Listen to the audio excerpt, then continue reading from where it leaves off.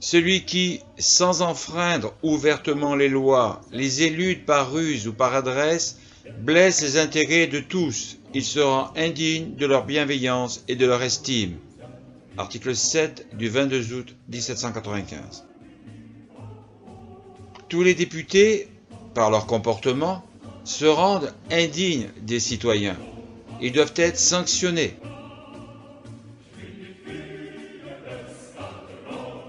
Tous les citoyens séquestrés par des fonctionnaires qui appliquent des lois inconstitutionnelles, telles les lois des finances, doivent être libérés et indemnisés, et les fonctionnaires punis. Tous les citoyens victimes de jugements abusifs et punis de façon disproportionnée doivent être indemnisés.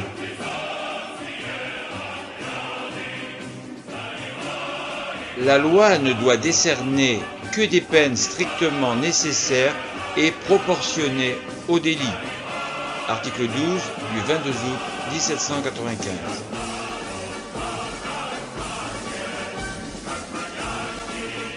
Tous les citoyens qui sont séquestrés sans avoir été jugés doivent être libérés illico.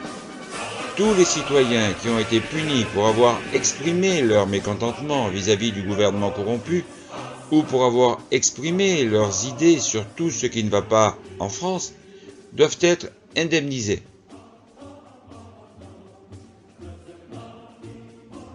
Il faudra rappeler à la force publique qu'elle est instituée pour garantir les droits des citoyens et les protéger. En aucun cas, cette force ne doit outrepasser sa fonction en se prenant pour l'autorité. Voir article 3 du 4 octobre 1958, ci-après. Tout fonctionnaire de la force publique qui dira haut et fort devant des citoyens qu'il a tous les droits, qu'il fait ce que bon lui semble, que les citoyens sont à sa disposition et qu'il use de violence, devra être limogé et puni.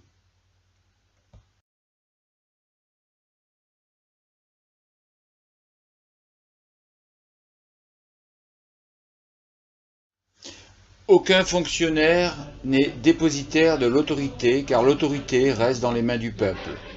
Tous les fonctionnaires sont des employés au service de la nation. Ils ont des comptes à rendre au peuple. Le rôle de celui qui préside est de le leur enseigner, en montrant bien évidemment l'exemple.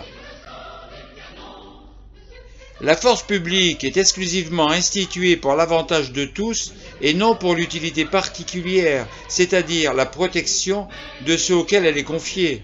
Les politiques n'ont aucun droit légal de se servir de la force publique pour rançonner le peuple ni pour leur protection, qui plus est aux frais des citoyens contribuables. Les politiques, en agissant ainsi, confirment qu'ils violent délibérément la Constitution et montrent à quel point ils ont peur des représailles on ne peut plus normales que le peuple est en droit de faire subir à ses bourreaux oppresseurs. Et les fonctionnaires qui acceptent de les protéger violent la Constitution et volent ceux qui contribuent à leur verser un salaire. En dehors de leur travail, ils peuvent assurer la protection des politiques et être rétribués non avec l'intervention du Trésor public, mais avec les deniers personnels des demandeurs. Ils ne sont pas employés pour faire du chiffre qui remplit les poches des transgresseurs corrompus, mais uniquement pour protéger les droits des citoyens. Pour toute transgression, les deux parties devront un jour en répondre.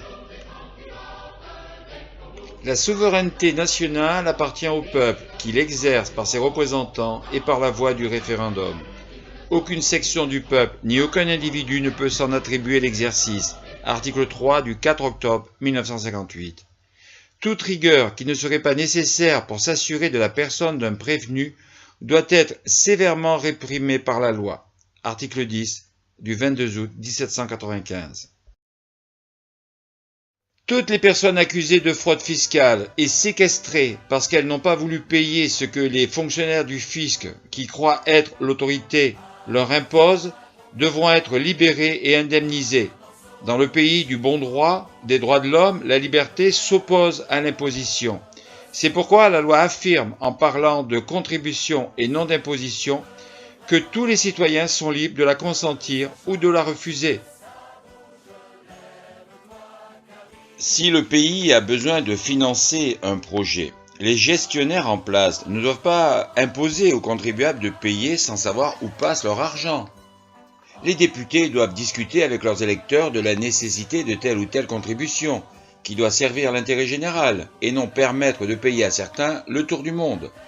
Ensemble, ils définissent la part que chaque citoyen, en raison de ses facultés, peut donner, et sous quelle forme, en écus, en diamants, ou sous toute autre monnaie d'échange.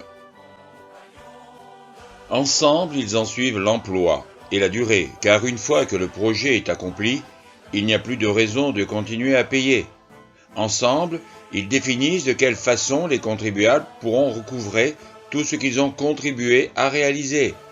Par exemple, si leur argent a contribué à réaliser une autoroute, ils n'auront pas à payer son utilisation. Et si cette autoroute rapporte, ils devront en toucher les dividendes. Là encore, les députés n'ont pas fait leur travail et ont contourné la loi en interprétant le texte de la Constitution. Le mot recouvrement dans le texte signifie que le contribuable doit recouvrer ce qu'il a donné d'une façon ou d'une autre. Le verbe recouvrer signifie rentrer en possession de ce qu'on avait perdu ou prêté. Mais dans la bouche avide des députés cupides qui dépensent sans compter, faisant ainsi d'innombrables dettes, le sang s'est frelaté. Ils estiment que c'est au peuple de payer leurs dettes. Toutes les formes de taxation, comme jadis la royauté les imposait, qu'elles soient directes ou indirectes, devront être totalement supprimées, car elles sont illégalement inconstitutionnelles. Tous les prélèvements obligatoires devront disparaître, car ils sont faits sans l'assentiment des citoyens, donc toujours illégaux. Et si tout cela n'est pas accompli, la société demandera des comptes à tous les agents publics de l'administration. Afin d'être bien sous les auspices de l'être suprême, tous les fonctionnaires qui ont des enfants pourront constater par eux-mêmes ou par le représentant de l'être suprême la nécessité de la dîme, de la consentir librement s'ils veulent conserver leurs enfants. Cette contribution est demandée par celui qui a le pouvoir de rendre fécondes ou stériles les matrices et bien évidemment de reprendre ce qu'il a donné. Chacun est libre d'avoir ou pas des enfants. Cette contribution ne doit être motivée que par l'amour que les fonctionnaires parents ont pour leurs enfants. Le président de la République est garant de l'indépendance de l'autorité judiciaire.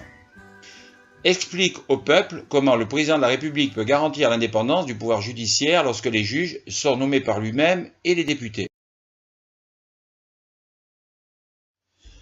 Les fonctionnaires du pouvoir législatif sont élus par le peuple. Les fonctionnaires du pouvoir exécutif sont élus par le peuple. Et les fonctionnaires du pouvoir judiciaire ne sont pas élus par le peuple, mais par les deux pouvoirs qui le contrôlent. Ainsi, ils croient qu'ils peuvent impunément, aussi longtemps qu'ils le veulent, imposer au peuple leurs lois sans être punis. Toutes les sociétés qui pratiquaient l'injustice ont eu une fin. Il en sera ainsi de même. La loi dit qu'une société dans laquelle la garantie des droits n'est pas assurée et la séparation des pouvoirs n'est pas déterminée n'a pas de constitution, c'est-à-dire qu'elle n'est ni valide ni légitime, elle n'existe pas. De par cette illégitimité, le gouvernement actuel n'a aucun droit d'organiser des élections. Pour qu'ils deviennent valides et légitimes, il faut que les fonctionnaires du pouvoir judiciaire soient élus par les citoyens. Si le candidat, futur employé du peuple, ne se plie pas à cette loi, son gouvernement n'aura aucune légitimité, à l'instar du gouvernement actuel. Chaque ville devra organiser des élections pour élire des juges bénévoles chargés de régler les litiges entre concitoyens. Ils devront être choisis en fonction de leur expérience, de leur intégrité et de leur sagesse. Ils ne devront pas porter le titre de magistrat et tout le système judiciaire actuel devra disparaître. Les députés fondateurs de la Première République ont déclaré que l'ignorance, l'oubli ou le mépris des droits de l'homme sont les seules causes des malheurs publics et de la corruption des gouvernements.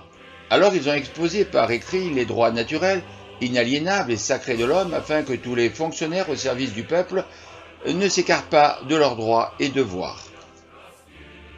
La dite Déclaration des droits de l'homme doit permettre également à tous les citoyens de vérifier et de comparer si les actes des politiques sont conformes En cas de désaccord, la loi autorise les citoyens à agir afin d'obliger les politiques à respecter la Constitution pour le bonheur de tous et non pour eux seuls.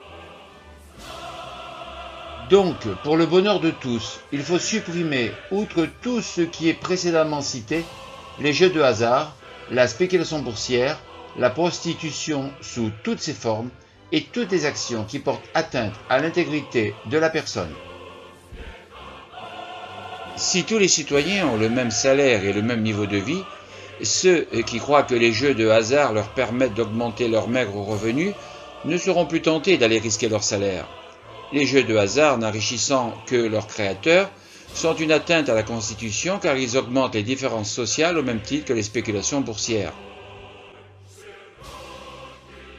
Tout homme peut engager son temps et ses services, mais il ne peut se vendre ni être vendu.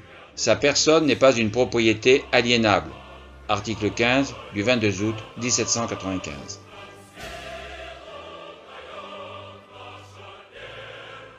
Tous les fonctionnaires du gouvernement qui ont détourné l'argent des contribuables, ou plus exactement des imposables, pensent à tort que l'argent des impôts leur appartient, parce qu'ils ont le pouvoir, l'autorité d'imposer tout ce qu'ils souhaitent à leurs électeurs. Revoir article 7 du 22 août 1795. À tous ces indélicats qui méritent bien davantage que la prison, qu'ils imposent à ceux qui n'ont pas voulu payer ce que les agents du fisc illégal leur réclament, il faudra les obliger à rembourser la totalité de tout ce qu'ils ont détourné, indemnités comprises, et les démettre à vie de leurs fonctions. Si le futur employé du peuple applique stricto sensu tous les articles de la Constitution, son mandat durera et son avenir sera serein.